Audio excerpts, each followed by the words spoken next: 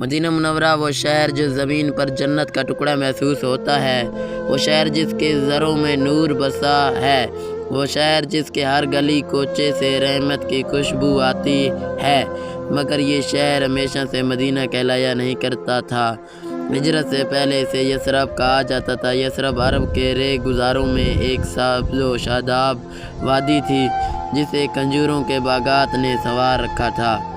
یہاں کے چشمے، پہاڑیاں اور زرخیز زمین اسے ایک منفرد مقام دیتے تھے۔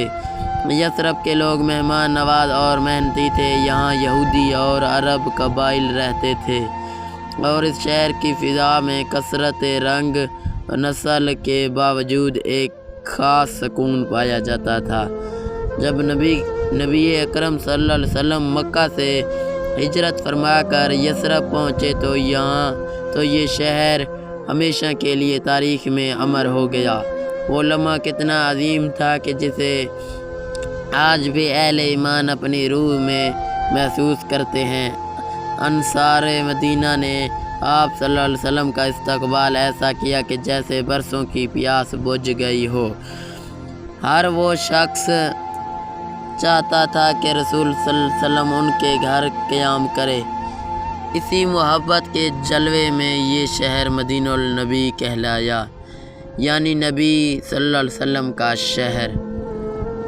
یہ وہ دن تھا جب یثرب اپنی پرانی شناخت سے نکل کر مدینہ منورہ بن گیا۔ مدینہ کی ثقافت کا پہلا روشن چراغ مسجد نبوی کی تعمیر تھی۔ جب آپ صلی اللہ علیہ وسلم نے مسجد کی بنیاد رکھی تو یہ صرف عبادت گاہ نہ تھی بلکہ علم، عدل، بھائی چارے اور سماجی زندگی کا مرکز بن گئی۔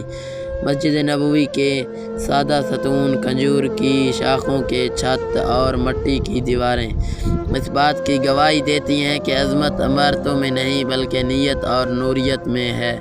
مسجد نبوی سے اذان کی صدا بلند ہوتی تو پورا مدینہ اللہ کی یاد میں ڈوب جاتا۔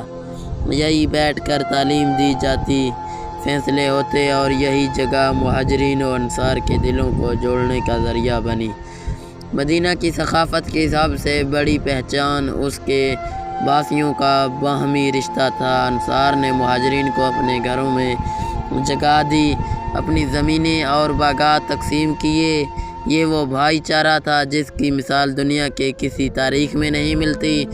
اس ماحول نے مدینہ کو ایک ایسی تہذیب بخشی جس کی بنیاد اظہار، قربانی اور محبت پر رکھی گئی تھی۔ مدینہ کا بازار ابھی اپنی مثال آپ کا تھا۔ وہاں صرف تجارت نہ ہوتی بلکہ انصاف اور دیانت کی مثال قائم ہوتی۔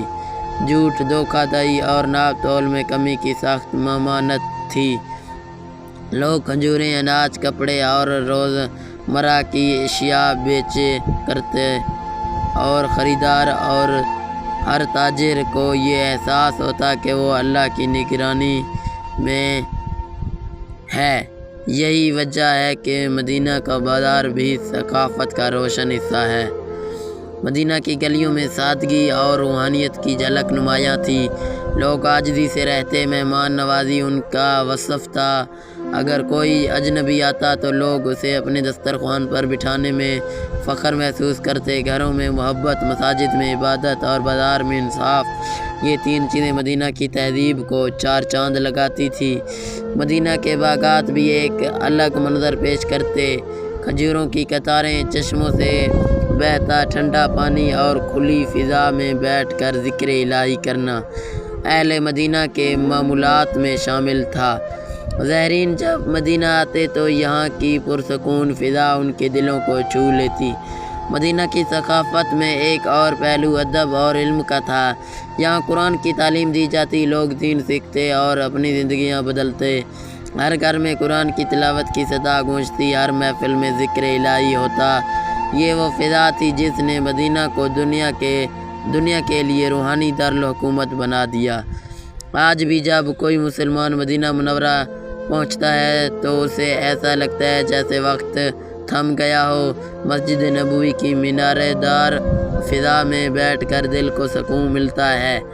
روضہ رسول صلی اللہ علیہ وسلم پر سلام پیش کرتے ہوئے آنکھوں سے آنسو بہتے ہیں اور دل گواہی دیتا ہے کہ اس شہر کی پہچان تلوار یا جنگ نہیں بلکہ محبت، امن، ثقافت اور ایمان ہے۔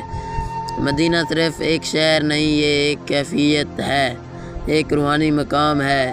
اس کی تاریخ روشنی ہے، اس کی گلیاں سکون ہے، اس کی ہوا رحمت ہے اور اس کے زرع ایمان کو جلا بخشتے ہیں۔